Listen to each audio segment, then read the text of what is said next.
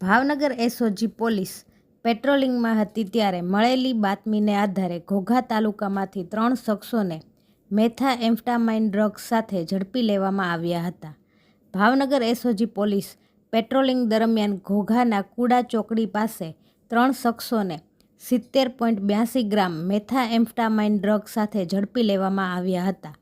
SOG પોલીસે ભાવનગરના પ્રભુદાસ તળાવના મફતનગરમાં રહેતા ઇકબાલ જુમાભાઈ ચૌહાણ, કુંભારવાડાના મોતી તળાવ વિસ્તારમાં રહેતા રાજેશભાઈ ભીખાભાઈ સોલંકી અને કુંભારવાડાના મોતી તળાવ વિસ્તારમાં રહેતા જયેશ રાજેશભાઈ ગોહિલને મેથાએમ્ફેટામાઇન ડ્રગ્સ સહિત 3 મોબાઈલ મળી કુલ 7,23,200ના મુદ્દામાલ સાથે ઝડપી ઘોઘા પોલીસ સ્ટેશનમાં ધોરણસર ગુનો નોંધી આગળની કાર્યવાહી સોંપી હતી.